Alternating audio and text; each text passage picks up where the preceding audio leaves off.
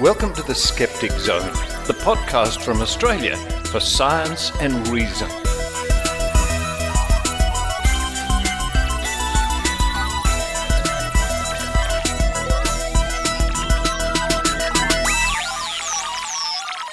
Yes, it's the Skeptic Zone podcast, episode number 863 for the 13th of October, 2024. Richard Saunders coming to you from Sydney, Australia, where we've had a cold snap.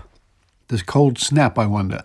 It's got cool. It's cold. It's sort of nice weather for being on the balcony and having a little doze in the sun, if you're so lucky. Coming up on this week's episode, part 2 of Adrienne Hill interviewing Erika Englehaupt about her books, and this time we're going to go to hell. People have been telling me to go to hell for many years. Go to hell, journey to the underworld. Erika will discuss her fascinating book with Adrienne Hill. And a big shout out to Adrienne, who's in, where is she this week? I thought I did a lot of traveling. I think Adrienne is in Spain at the moment. Following that, for crying out loud, it's Kat McLeod. Now, this is very interesting, and it ties in later to the Trove segment. This week, Kat will talk about somebody I was unaware of, Rose Mackenberg. Now, she was known as Houdini's assistant, but she was more than that. She was also a debunker, if we can use that term, in her own right. Someone I did not know about. I'm very pleased that Kat has done this report. You too will find out about Rose Mackenberg. And this is from the days when they used to have seances sitting around a table holding hands in the dark, and all sorts of things would, well, apparently materialize and sounds would be heard and so on. It really is a theatrical event. After that, Adrienne returns to read out the Australian Skeptics Newsletter, written by Tim Mendham. Then to round off this episode, we do go back to Trove, where we look at some of the activities of Harry Houdini in fighting frauds when it comes to such things as seances. Now, this is a very interesting series of articles I found published in a magazine or a newspaper called The Truth way back in 1932, so only a few years after the death of Harry Houdini.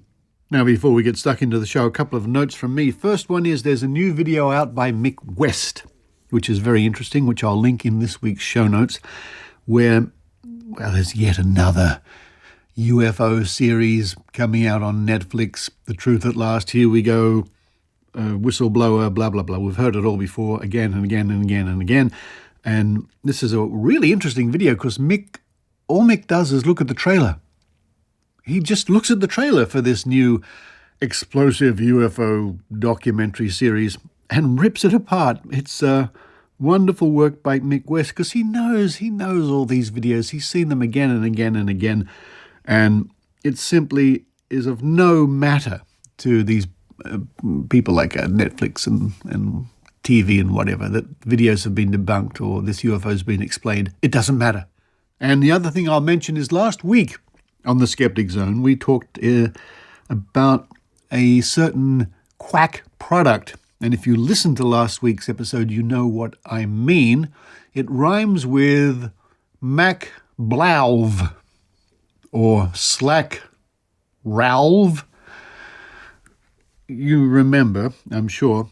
Well, that got flagged on YouTube, and the YouTube version of the Skeptic Zone for last week's episode was pulled off, was docked, was nicked, was removed by YouTube. And I'm in the tortuous process of trying to get YouTube to understand that no, it was not promoting this quackery, this dangerous quackery. It was explaining how dangerous it is. And of course, there are other videos on YouTube which do the same thing, more or less, talking about rack blauv. It's a real pain in the... Anyway, I'm trying to get that sorted out. So if you're a YouTube listener to the Skeptic Zone and you're wondering where last week's episode, it's hopefully it'll be reinstated. But in the meantime, last week's episode, of course, is still available through your other feeds. Well, that's enough for me at the moment. It's time for me to run downstairs and make sure the Skeptic Zone cats have had their breakfast instead of me, Henrietta and Maud, because daylight savings come to Australia, or this part of Australia, so their tummy clock, their breakfast clock is sort of out of whack a little bit. While I do that, I hope you enjoy the Skeptic Zone.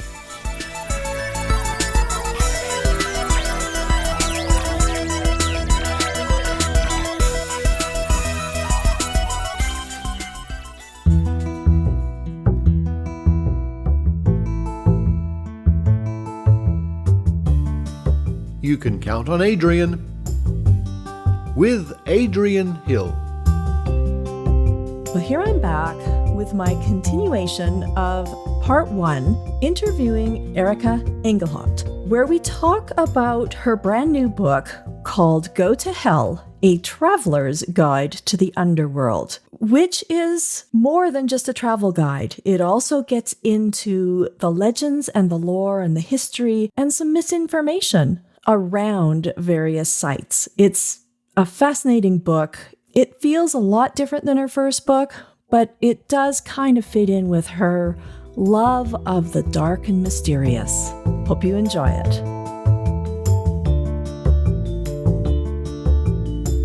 So let's move on now to Go to Hell, A Traveler's Guide to the Underworld. What made you come up with this idea for a book? Yeah, it's kind of an unusual one, too. And when I tell people the title, they're like, what is that about? You get to go to hell, literally. Yeah, it is literally let's go to hell. Basically, this book came about because I had been writing a blog, which became the book Gory Details, for National Geographic for a while. And being at National Geographic, and we're all about places and, the beauty and wonder of the world, I, of course, had to write a blog post that was about the most awesomely awful places in the world. It just struck me that, there are all these places around the world that are spectacular, but also quite horrific if you start to think about it. Volcanoes, lava pits. And so I wrote a blog post about that and then didn't think anything about it for a couple of years. After I had written Gory Details, my editors came back to me and said, well, why don't you pitch some more book ideas? And I said, well, there's this one thing that I've had in the back of my mind for years. I just think it would be so much fun to write a little National Geographic travel guide to these awesomely awful places. And a lot of them are really hellish, Some of them are called like Gates to Hell and things like that. Yeah. Well, it turned out that the editors at National Geographic's books had been interested in doing some kind of book about hell and places linked to hell, because they had found out about places like Hell, Michigan, which is a town that's named Hell and that kind of plays up its name in, very fun ways. It all just kind of came together because they said, well, do you think you could actually make it more about hell and these hellish places? And when I started ruminating on that, it was like, oh my gosh, this is so fascinating, actually, because I started doing research and figuring out that so many cultures around the world and throughout human history have envisioned some kind of underworld, otherworld, hell. So it's not just concepts of heaven that we share across many religions and cultures, but it's also these ideas of the underworld and hell. And they were typically linked to real world natural features. Yes. So the same kinds of caves and volcanoes and lava lakes that really fascinated me as spectacularly awful places. Also, many of them tended to be hellish places and places that were linked to legends and lore about hell, to our conceptions or what inspired different cultures' ideas of what an underworld or hell would be like. It all just came together and I said, this is great. There's actually so much here to explore, and it gives me the opportunity not just to talk about the places, which are fascinating on their own, but also to get into some of the history, the culture, and the science that is behind some of these places, So it just turned out to be so much more fascinating than I might have originally even envisioned. I found it fascinating. As you say, I think it covers all of those areas. There's legends, the lore, there's a lot of science, and also a lot about the cultures. And you explore some very fascinating places like Ireland, Greece, New Zealand, Australia, Japan, US, Nicaragua, Mexico, so on, and quite a bit on Antarctica. I was quite surprised to hear about some of the Antarctica hells. Yeah, there's, and when you think about it, those of us in the Western world who are familiar with the Christian ideas of hell, we think of hell as very hot and fiery. Mm-hmm. But there have been throughout history also many cold hells and icy hells. Mm-hmm. Even when you look back at some of the famous stories of hell, read like Dante's Inferno and so forth, the lowest level of hell actually has the devil frozen into ice at the very bottom in the lowest level of hell. And of course, there have been different versions of hells in, Norse culture and Buddhist culture, Hindu culture, so forth like that. And sometimes there are hot hells and cold hells. Anyway, I thought that was fascinating just in terms of the background of a cold hell. But then there are a few really just fun places in Antarctica, too. One of them is Blood Falls, which literally looks like a waterfall of blood coming off of a big white glacier. So that's one, got to talk a little bit about the science of it and how the algae and things that grow in there combined with the minerals that happen to be present from activity below the water, from geologic activity, basically gives this bright red coloring. But you can imagine being an explorer, the first person coming across this in Antarctica and seeing what looks like a river of blood flowing out of a white glacier. I mean, that must have been incredibly shocking. Yeah. So you can see why people have come up with all of these stories about hell and or the underworld when they see these natural wonders that are really, shocking. Yeah, shocking, but explainable now. Explainable now. Explainable now. Yeah, that's kind of the little bit of the skeptical side that I was trying to bring to this topic too. Yeah, it was excellent. And that photo of that Blood Falls in Antarctica is amazing. And when you know what it is, it's actually quite beautiful. I can imagine, as you say, the first people to see that were probably pretty horrified. Yes. Yes. Yes. You also talk about some interesting things like Snake Island in Brazil. That's one of the few places in the book that you can't really go. Most of the places in the book you could go to and visit and see for yourself. Snake Island is off the coast of Brazil. The Brazilian government has actually shut down access because it's so dangerous, because it is literally filled with highly venomous snakes that have just kind of taken over this island. So it's just an island of death. People were curious about it and wanted to go see it. And it was like, just don't.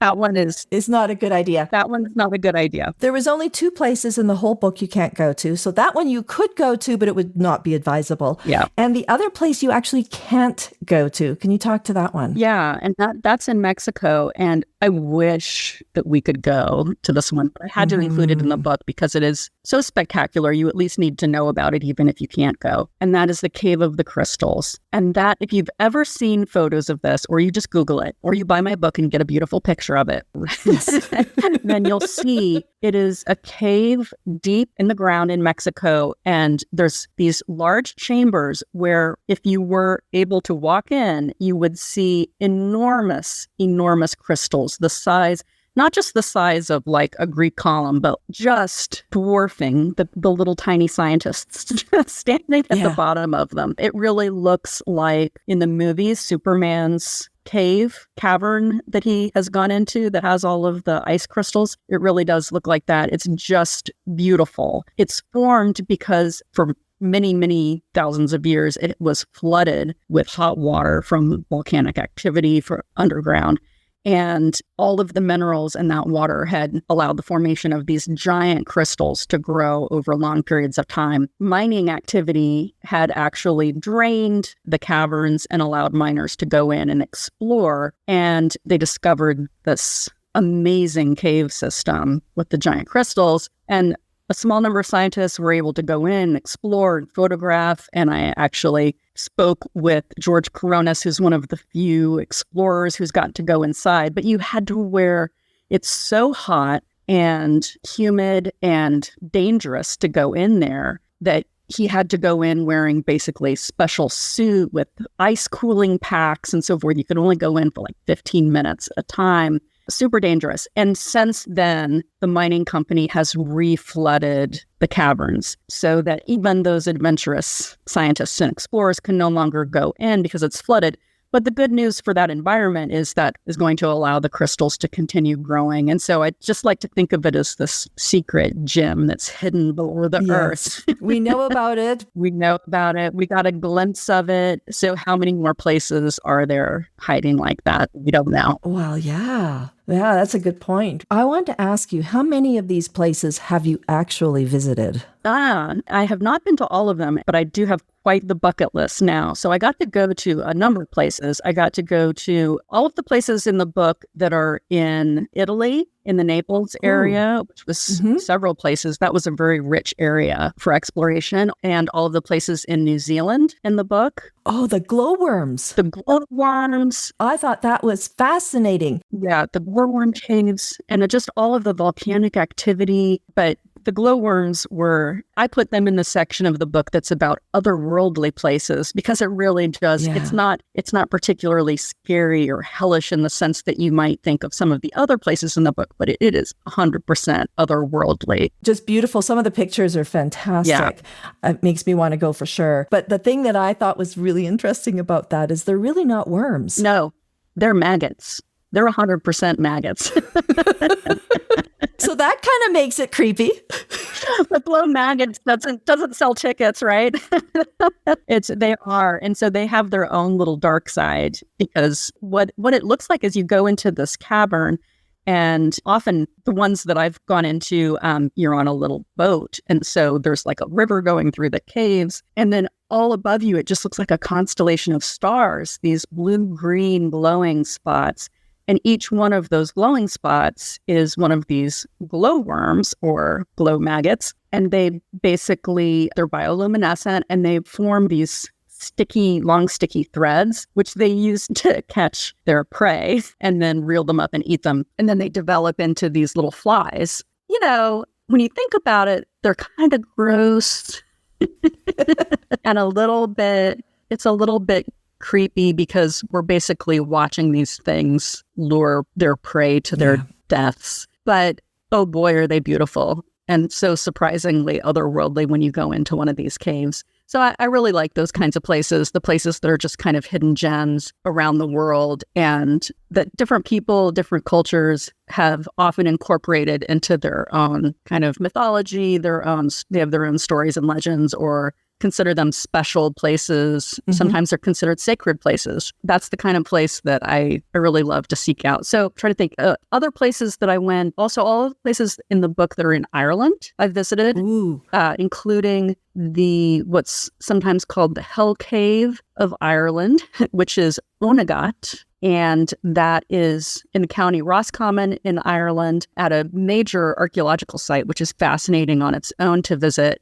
But it is a cave that is linked to the origins of what we now celebrate in Western culture as Halloween. The pre-Christian version was a holiday called Samhain, and at that time it was said by Irish people that various spirits would come out of the underworld through this, or what they called the otherworld, the otherworld realm of spirits and so forth. The spirits would come out through this particular cave in County Roscommon. It's not easy to get into either, is it? It's just a little narrow spot, you know, you just you have to duck your head and kind of crawl in and then shimmy through. And then you find yourself in this essentially just a long crack in the earth, surrounded like a triangular room. And it's pitch black in there. And so that was used as kind of a testing ground, a proving ground for young men. You basically have to go in there and go all the way to the back by yourself and hope that you would come back out alive because, of course, the tales were that people had gone in and disappeared into the other world. all of those stories got shifted around as Christianity took over in that part of the world. And so instead of being an entrance to the other world, it became a gate to hell. And it was painted in a different light as a place where evil spirits and demons would emerge from the gates of hell. It's all fascinating. And what great opportunities. And one of the things I really like about the book is that you have a whole section at the end by country. So if you're visiting a country, you can look up these places and find out whether or not it's something you can access fairly easily. Most of the things I think are not too bad. And you give hints about how to access these places. And it's a great travel guide as well as a science read, as well as folklore. It kind of covers it all. It's wonderful. And the pictures, I love photography and the pictures are lovely. I've really enjoyed all the pictures. Well, National Geographic, right? Yeah. That is one thing that I will say. Writing for National Geographic, you just know the photos are going to be great. Yeah. So they used one photo that I had taken in my travels in the book, and it's the one for Hell, Michigan. That's the only one that I got in. I couldn't compete with the pros on any of the other spots. But yeah, the photos are great. If you get the hardcover of the book, take it in a dark room after you get it because the cover glows in the dark. Oh. So it's a lot of fun. And I really hope that people enjoy it, not just as a travel guide, like you said, but also I really wanted to give people a sense of how some of these places and the stories behind them connect us. And this is the part that I think might appeal to a lot of people in the skeptics community is I think there are fascinating histories and real stories behind a lot of the legends and mythology and, supernatural ideas that people have about these places. And I think it's fascinating to see where those come from and how they have spread from culture to culture and place to place through the years, and to understand how some of these stories connect us, how different people have come up with the same kinds of explanations for the natural world and the same kinds of stories about life and death and the afterlife and so forth. That those are kind of the grand questions that every culture has faced. And so when you tour these places, you get a sense of how a lot of places have answered some of the same big questions in some pretty similar ways. Yeah, no, it's fascinating. Well, thanks so much, Erika. It's been such a pleasure talking to you. Can you tell listeners how they can find you? Absolutely. You can find me on Threads or Instagram at EE Writes Books. My name is pretty hard to spell, so I've tried to go with EE instead of making you write out Erika Englehaupt. And you can also find my website by going to eewritesbooks.com and find out more about both of my books and what I'm up to. Well, thank you so much. And I hope listeners have a chance to read them. They're both excellent books. I was actually sad when both of them were finished. I look forward to your next book. I'm assuming there's another one. Is there another one on the way? There it is. And there's another one. I'm working on it now. It's going to be about the science of real world superpowers. So another thing that I think skeptics will love, because I'm not only going to debunk fake superpowers like psychics, telekinesis, and levitation and all these things that people claim, but I'm going to talk about all of the science behind real world amazing abilities of the human body and brain. So it's going to be super fun. Wonderful. Well, until next time, this is Adrienne Hill.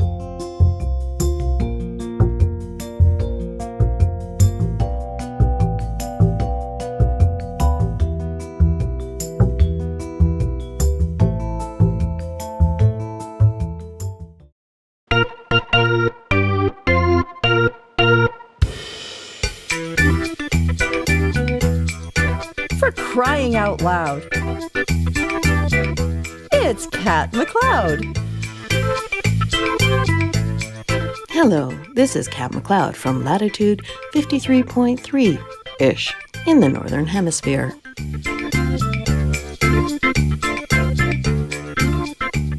October is Women's History Month, and I'd like to shed a little light on a woman who did a lot of debunking in her day, Rose Mackenberg. You may not have heard of her, but she was a woman well ahead of her time, and she should not be forgotten.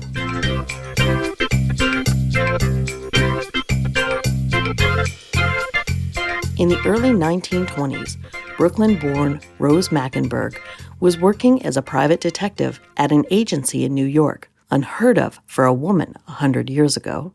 She was given a case about a psychic who had recommended worthless stock to a local banker when a mutual friend introduced her to magician Harry Houdini, who was waging a crusade against psychics and spiritualists.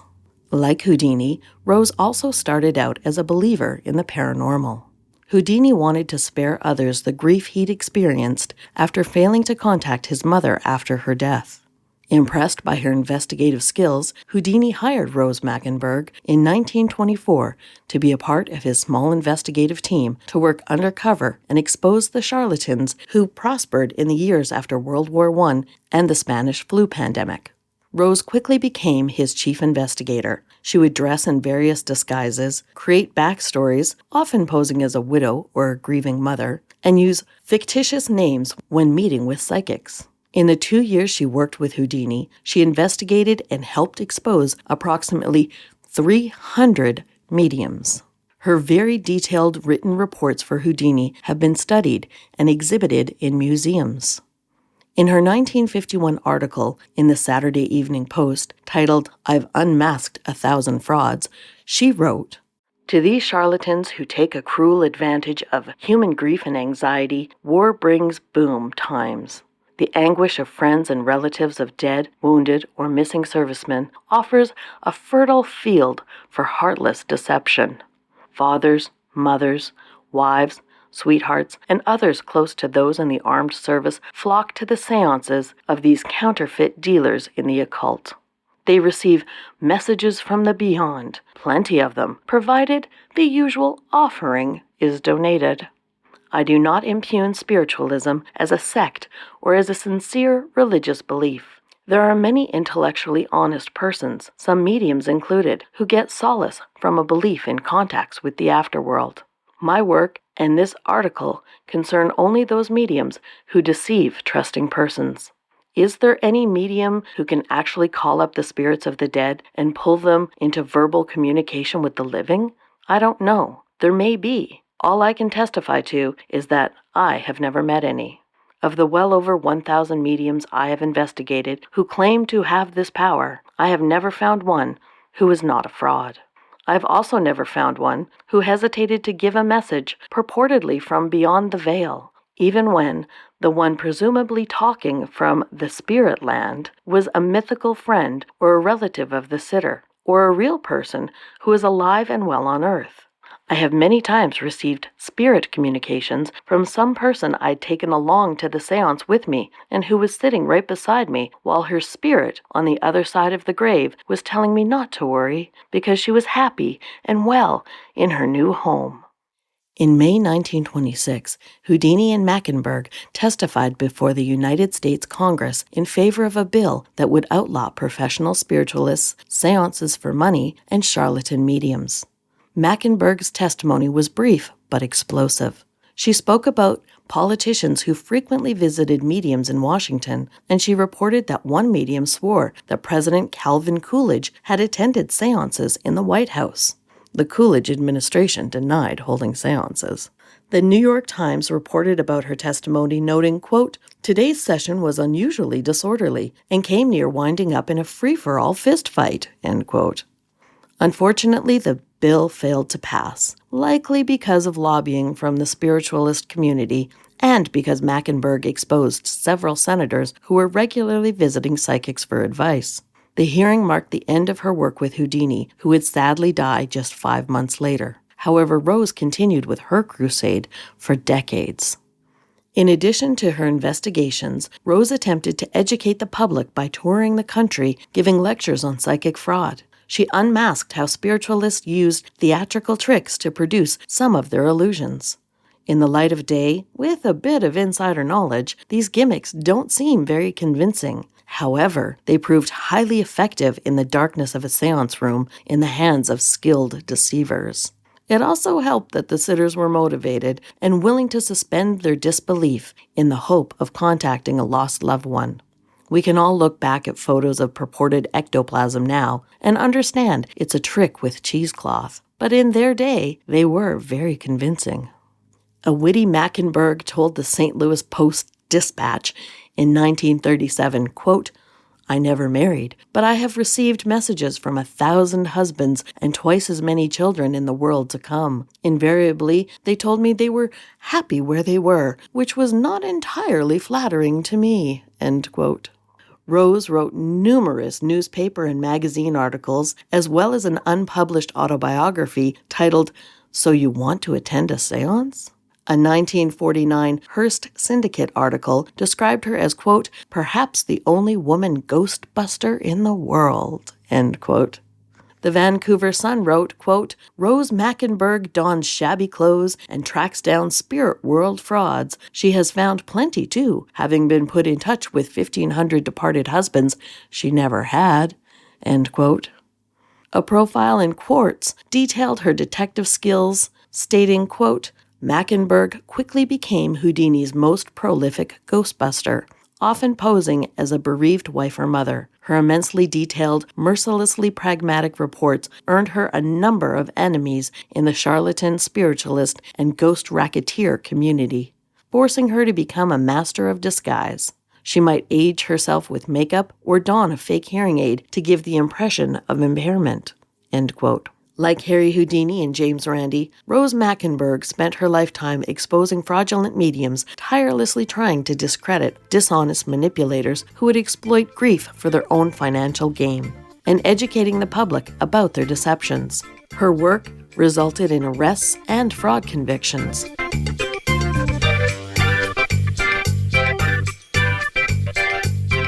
So sorry, dear listeners, I don't think this remarkable woman ever received the attention or recognition she deserved.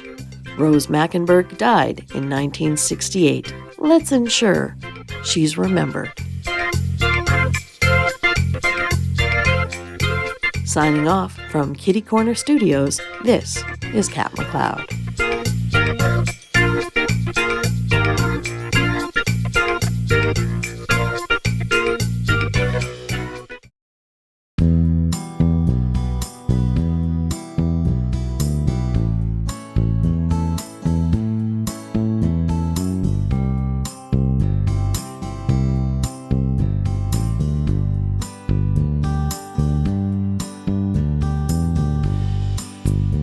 Hello, everyone. This is Adrienne Hill from Skookum Studios in Calgary, Canada, and I'm here to read the highlights from the Australian Skeptics Newsletter. This is newsletter number 207. And remember, you can subscribe to this newsletter and receive it every other week in your inbox. And you want to do that because the full newsletter includes more stories and links to everything mentioned. But now, let's see what Tim Mendham has for us this time. Hi all, says Tim. A word about ghosts. We don't cover ghost sightings a lot in this newsletter. They're often obvious fakes, misidentifications, or just too vague. Or ephemeral? To identify. They are also too numerous. We got 10 notifications and stories of separate hauntings or tours last Sunday alone. The only ones we do occasionally cover are the extremes, either interesting and clever, or just plain dumb. No doubt there will be a lot more as we get towards Halloween, and we'll review them ourselves so you don't have to. If you're disappointed, let us know and we'll forward the items as they come in. We reckon that's about 3,500 a year. Meanwhile, read on. Tim. Okay, Tim, I'll do just that. Skepticon tickets now on sale. Skepticon 2024, Sydney, November 23rd through 24th. Tickets are now available for both in-person and online attendance at Skepticon 2024, with full 2-day and 1-day options for the in-person format, and lower-priced tickets for students, pensioners, and social welfare recipients. The program and full list of speakers can be found on the Skepticon website. You can also get tickets for the gala dinner, food, drinks, awards, comedy, and conviviality. Head for www.skepticon.org.au. While you're there, please download and print out our poster and stick it around. AI tool recognizes misleading health claims. Research led by the UK charity HealthSense has found that virtually all practitioners of certain pseudoscientific therapies regulated by the UK Complementary and Natural Healthcare Council are making claims on their websites that would breach advertising guidelines, including some that could mislead cancer patients. Using a specially developed AI tool to scrutinize 725 UK websites promoting 12 different pseudoscientific practices such as reflexology, kinesiology, and naturopathy, citizen science researchers found that AI was as good as experienced human assessors at spotting misinformation online, but much faster. And it was found that 97% of the websites made misleading health claims. Former astronaut on UFOs. The 4-time space shuttle astronaut, Tom Jones, makes a definitive statement in this Smithsonian interview. Quote, "Astronauts have not seen any evidence of alien life," end quote. Emphasis is mine. And explains the, quote, "UFO tether incident," end quote, of 1996. TV history. Columbo meets Randy. Paul Gallagher, last year's Skeptic of the Year, reminds us of an episode of TV detective series Columbo. In fact, it's the Columbo Goes to the Guillotine in 1989, where a magician clearly modeled on James Randi investigates a psychic assessed by government laboratories. We won't tell you what happens to the Randi character, but it's not pretty. The episode is Season 8, Number 1, though billed as Season 1, Number 1, and is currently available on Prime here in Australia. Oh, I hope it's available in Canada. For the Randi connection, see the comments in this summary of the episode. Warning, there's spoilers galore. The September issue of The Skeptic is out, with a feature devoted to magic, magicians, shamans, and their relationship with skeptics. Other contents include a look at Lemuria before it sank, bad influencers, the Minnewanka Merman, and more. You can read that article on the Merman in the preview of the September 2024 issue available on our website. Do check it out, because I wrote it. If you haven't subscribed yet, now is the time to do so. You can sign up for a hard copy or digital edition, or both, since the digital is offered free to those who take up the hard copy version. New subscriptions start with the next issue, but you can also order a copy of the most recent one as a treat. Contact the editor if you're not sure if your existing subscription needs renewing, or you have an idea for a story. editor@skeptics.com.au. Items of interest. Travel tip number 1. Worsted, one of the best secret villages. Apart from that rather scratchy cloth, apparently this Norfolk town is known for its, quote, sense of the supernatural, end quote. Though apart from mentioning the White Lady pub, this story doesn't give a lot of detail. Travel tip number 2. A crooked house that defies logic. Or does it? The Oregon Vortex House, with lots of strange angles and things moving counterintuitively, doesn't defy logic at all. There you go. It's actually all an optical illusion.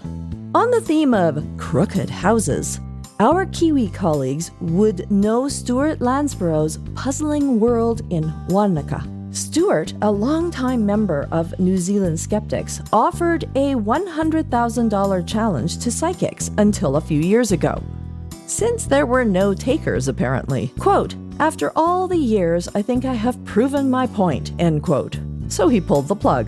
See the story on the history of skeptical challenges in the coming December 2024 issue of The Skeptic. Remember, Subscribe now to make sure you get your copy. Travel tip number 3. West Virginia launches statewide paranormal trail. In celebration of the spooky season, the West Virginia Department of Tourism has launched a statewide, quote, paranormal trail, end quote, designed to help spook seekers discover the state's most spine-chilling sites, which include a former lunatic asylum, a former jail, an abandoned amusement park, and, of course, Mothman. You can even get a digital passport, earn points, and qualify for exciting prizes. Aerospace engineer goes psychic. Another of Ross Coulthardt's interviews, this time with an aerospace engineer who has worked with NASA, NATO, Stanford, not sure which one, and is, quote, a lifelong experiencer of UAPs, end quote. He is developing his precognitive and telepathic psychic abilities. Coulthard is a current Bent Spoon nominee and last year's winner, and he's trying hard for a place on the rostrum. Royal crop circles by appointment. This is a documentary about the royal family and their secret passion for UFOs and the paranormal, and it's out now on Amazon Prime. Writer and director Mark Christopher Lee recounts a story that in the late 1980s, the late Queen would dispatch her own scientific advisors in the middle of the night to investigate the latest crop circle formation.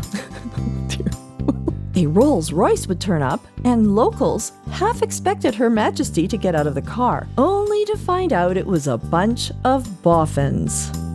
Okay, after that last news item, we need to discuss what a boffin is. I was thinking it might be an alternative form of puffin, or it was a misspelling of coffin. I have never heard this term before, so I'm guessing that there will be a few other listeners who will need clarification. So we're going to forego the Canadian word and do this one. According to Wikipedia, quote, boffin is a British slang term for a scientist, engineer, or other person engaged in technical or scientific research and development. A boffin was viewed by some in the regular military or government services as odd, quirky, or peculiar, though quite bright and essential to helping in the war effort through having and developing the key ideas leading to transformative military capabilities, end quote. Or, according to Microsoft Copilot AI, quote, a boffin is a highly intelligent individual who has mastered the art of turning caffeine into groundbreaking research. They are known for their ability to speak fluent jargon, and they have an impressive collection of obscure trivia. They can often be found in deep thought, pondering the mysteries of the universe, or frantically searching for their misplaced coffee mug. Despite their serious demeanor, boffins have a hidden talent for making the most mundane facts sound fascinating, and they secretly enjoy a good pun, end quote. Well, that's all for this newsletter. Until next time, this is Adrienne Hill from Skookum Studios.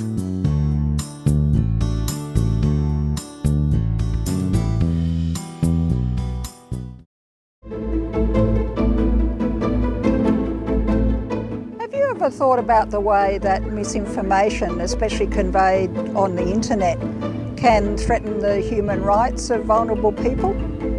This is something I've learned a lot more about by navigating social media and seeing examples of how particularly health misinformation can harm and threaten the human rights of the very people that the purveyors of the misinformation are claiming to help. My name's Sue Urachi. I'm a specialist emergency physician, and the more I navigate these areas, the more I've come to understand how spreading incorrect and blatantly false information really has an effect on the human rights of people who are the most vulnerable. I'll be talking about this, both my ideas and potential solutions, at the upcoming Skepticon conference, which is Australia's premier national meeting for skeptics and the promotion of science. You can find out more about our upcoming conference in late November by visiting our website, skepticon.org.au. It'd be great to see you there.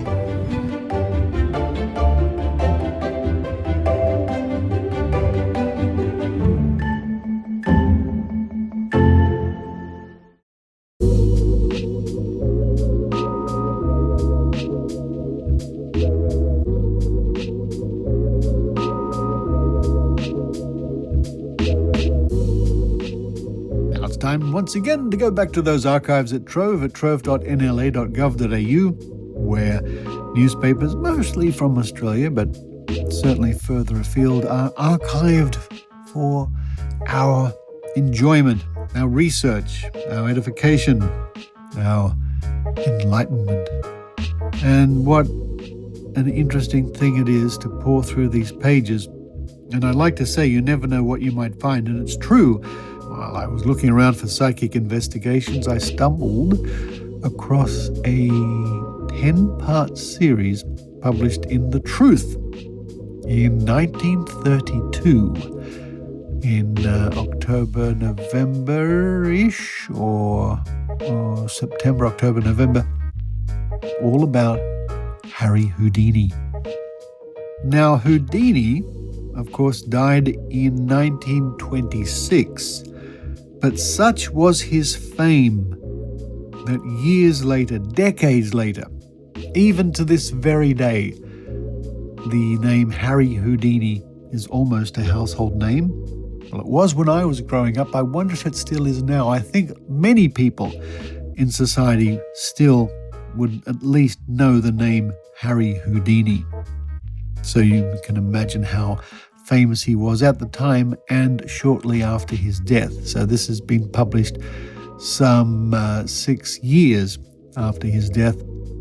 And the series is called Secrets of Houdini, and it covers many of his stunts and tricks and things like that.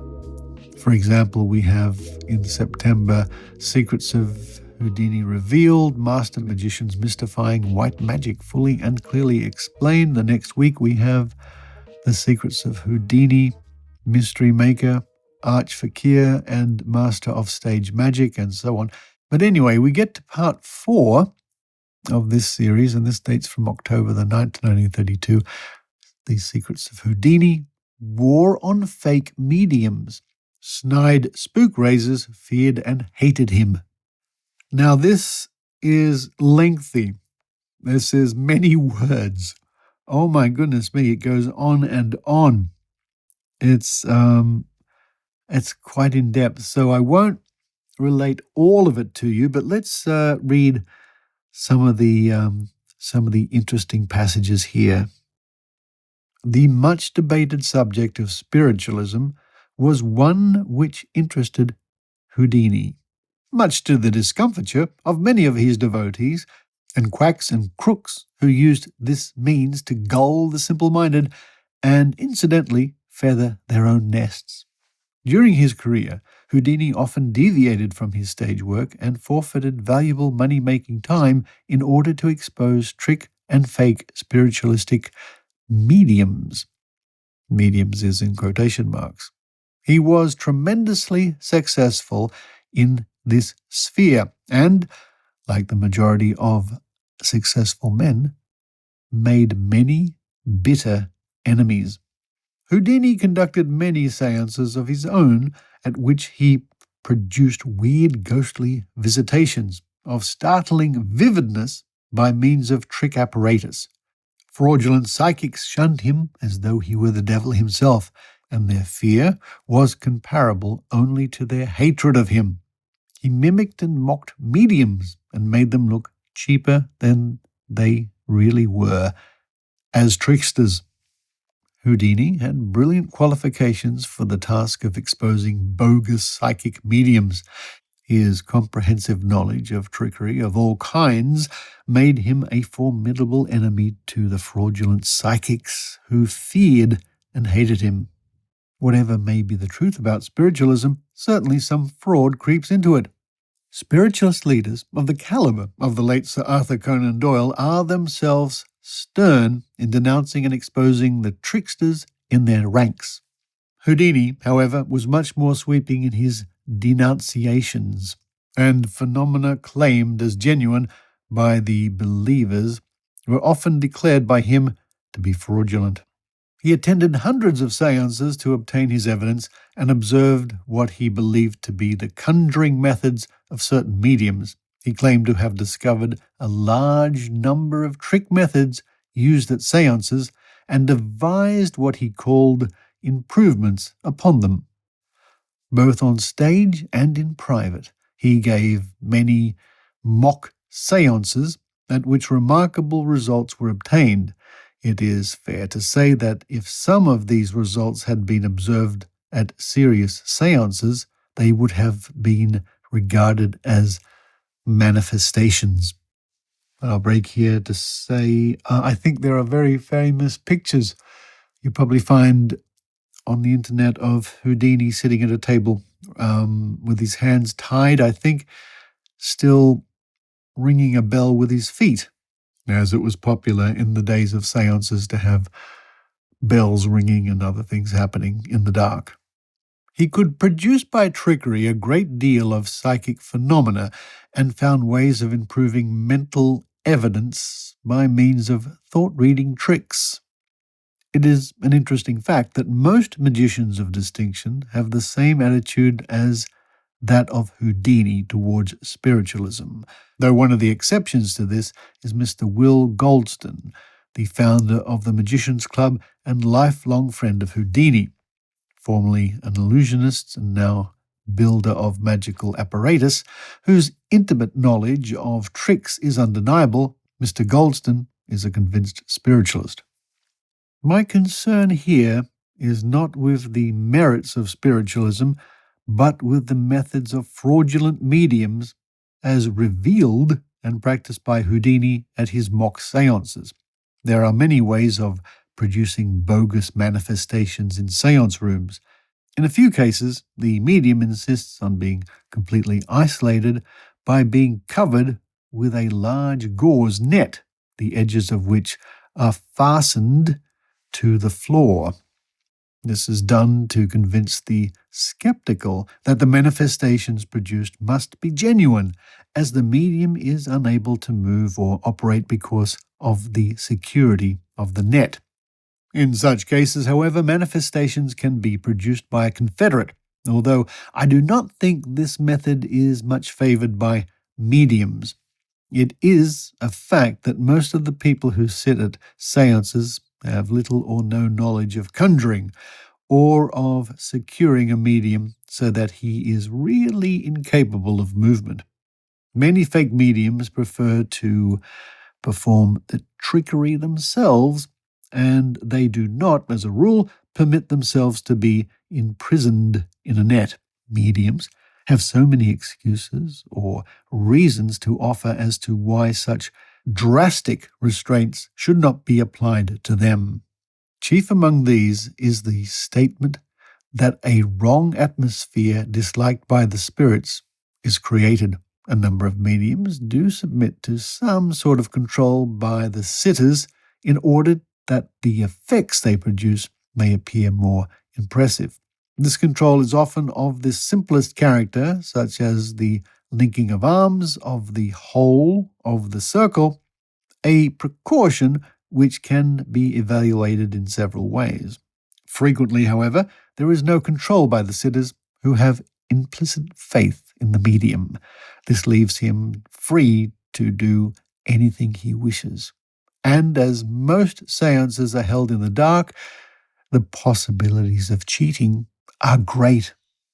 The way of the fraudulent medium is made easier by the fact that sitters usually give a solemn undertaking not to touch anything during the proceedings. Impressive reasons are always forthcoming for exacting this condition. A remarkable state of mind is expected of the sitter by many mediums.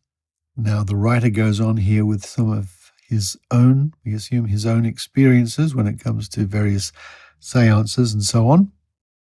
But the points here are very interesting that to this day, of course, let's assume the fraudulent medium, the one doing the show, the routine, expects the audience or the sitter to behave in a certain way. If not, As in the case of skeptical investigators, they're probably told to leave.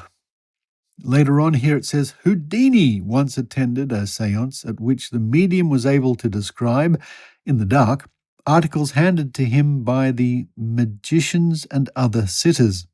Accurate descriptions of the various articles, some of which were of a complicated nature, came through a trumpet in a husky astral voice. The effect was so uncanny that most of those taking part believed only psychic power could account for what had happened. Now, more of that routine is described at length, and then it says, a pretty mystery this, but Houdini recognized the trick by means of which articles locked in a box can be described in the dark. Some of the sitters were established believers and loudly praised the mediumship which had made such manifestations possible. Houdini said nothing, but the next day each of those attending, as well as the medium, received an invitation from him to a séance at which he would preside. All of them were surprised to learn that Mr. Smith, who had been one of the circle, was Houdini, the magician. The invitations were accepted by the sitters, but the medium did not respond. In a mock séance conducted that night by Houdini, the same procedure as of the real séance was followed in every detail. The magician even went further than the medium, for he suggested that envelopes gummed down and containing messages should be placed in the box. This suggestion was accepted by 2 or 3 of the sitters, and afterwards the envelopes were found intact in the locked box, the messages having been read out through the trumpet during the séance. The general character of the test to which Houdini, acting the part of the medium, submitted himself was, on the whole, more difficult than that of the first séance. A friend of the medium, who had accepted Houdini's invitation to the mock séance, gave some trouble by insisting that the box at this séance should be fastened by him with a length of window cord, which he produced. The majority of the sitters agreed that as no cord was tied around the medium's box, it should not be tied around the one produced by Houdini. Most of them declared that if Houdini could reproduce the results obtained at the first séance, they would be satisfied, and the séance proceeded without the box being tied with the cord. And again, this goes on at length, but I think we understand the idea. We get what's happening. Houdini would visit various psychic acts, seances of the era, and fully understand the tricks being perpetrated on the sitters. We might even say the marks, which is a term used by con sharks, con men and women, and could, with his great knowledge of conjuring tricks, he could reproduce these. And almost over 100 years later, I guess, from when Houdini was doing things, the idea of seances does, of course, seem comical and quite dated. But at the time, they were taken seriously. And as I said, that story is quite extensive, so we'll flip over. We'll go to next week's edition of The Truth, Sunday, October 16th, 1932, Part 6, The Secrets of Houdini. Short shrift for spook raisers, fake mediums, and shyster spiritualists. Above all else, Houdini was a trickster. He insisted that all his performances were the result of cunning, ingenuity, and fast thinking. And of course, with this, he is honoring the honorable conjuring art. Many, who were left in wonderment at his achievements, openly expressed their complete mystification. What a great word. And avowed that he was supernatural, psychic, possessed of miraculous powers, and belonged to another world. He scorned this form of adulation and went to great lengths to refute it. In this direction, he made relentless war upon spiritualists and fake mediums. He even went to the extent of staging his own seances, where he told credulous clients that they were about to be tricked and fooled. He repeated the show of the spirit quacks, beat them at their own game, and then openly stated that everything he had done was achieved in a mortal manner. But those spook doctors could not retaliate.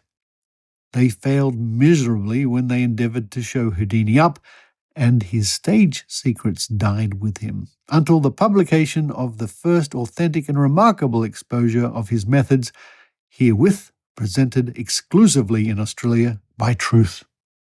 Houdini staged seances and put over stunts of spirit quacks.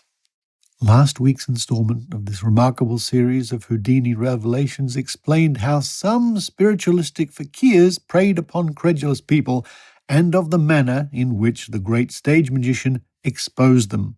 The narrative continues in that strain and shows in a clear light the hokum and humbug that lies behind the production to the world of psychic phenomena, or much of it at any rate.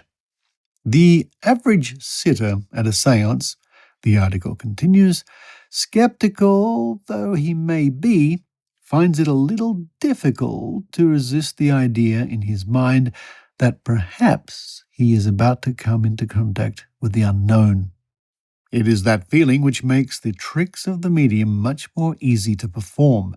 The fact that a man or a woman is at a seance means that they are wondering if there is something in spiritualism. And once again, that page goes on with more insights from the writer. So we turn to the next in the series, October the 23rd, 1932. This is number 7 in the series, The Secrets of Houdini, Startling Exposures of Faked Seances. And it says here, deeper into the black magic of the fake spiritualist delves the story of Houdini this week. This man, who amassed a colossal fortune by fooling countless thousands with his skill and resource, left no detail in obscurity when he set out after those spook vultures. He had no time for their profession, openly avowed himself their arch-enemy, and described their soulless preying upon the grief of credulous people who had lost loved ones. And I won't go into this page very much. It's very interesting, nevertheless, and there's a fascinating image here, a drawing of some sort of psychic routine in action where under the table a secret trap door is released and a confederate is passing up writing slates to the so-called psychic as a way of pretending to contact spirits or perform the trick. It says in part here, Houdini knew several ways of producing ghosts by trickery in addition to that I have already described. Ghosts of the seance room vary drastically in type. Some are fully figured ghosts with faces and hair and even clothes. Others, however, are not so complete, and the sitters may not see more than a materialized hand. Now, again, remembering this is the tricks of the time. This is what people expected at the time. The seances, the darkened room, the ghostly figures, the strange noise, the trumpets, the bells, that sort of thing. And this is quite an interesting page here. Tricks at seances, wrappings, table wrappings, and it goes on. And I think you might enjoy reading that very much. So what I'll do, in a slightly unusually, what I'll do is I'll link directly to part 1 of this series in the show notes this week, and you can peruse those every week in the TROVE Archives. And the section that we've been covering, the exposing of fake mediums, comes at part 5, starts at part 5, which is October the 9th, 1932. Harry Houdini, one of the early and famous skeptical investigators. And of course you can read about his adventures and all sorts of things when you visit Trove at trove.nla.gov.au, because, as I discovered, when you go there, you never know what you might find.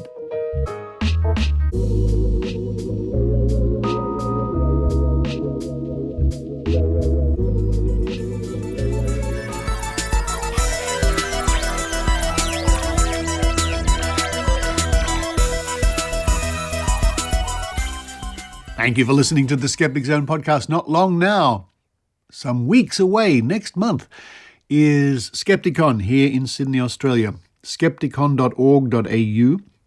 You can do me a great favour, is tweet about it, blog about it, have a look at the site, tell your friends, pay for expensive ads in newspapers to promote it. In fact, if you go to skepticon.org.au, at the top of the page, you can download the flyer, which you can print out in A4, works in colour or black and white, and stick it around if you would. What a lineup there is, including the wonderful Ben Radford, the first trip for Ben to Australia, where he'll be talking about monsters and all sorts of paranormal goodies. But there's a bevy, a host, a horde, a crowd, a gathering, in other words, of skeptical people you can meet and hear talk at the convention. Skepticon.org.au, time to get your tickets. And you'll be pleased to know we've completed all the trivia questions for the big trivia night. Even if you're not coming to the convention, you're welcome to come to the trivia night on the 22nd at the Occidental Hotel in Wynyard here in Sydney. The Skepticon Trivia Night. Coming up on next week's show, we have a piece by Kate and Ali about numerology. I'm going to talk about a new contender for this year's Bent Spoon Award, which will be awarded at Skepticon. And in the Trove segment, we have crime and the supernatural as a topic. But until then, until next week, this is Richard Saunders signing off from Sydney, Australia.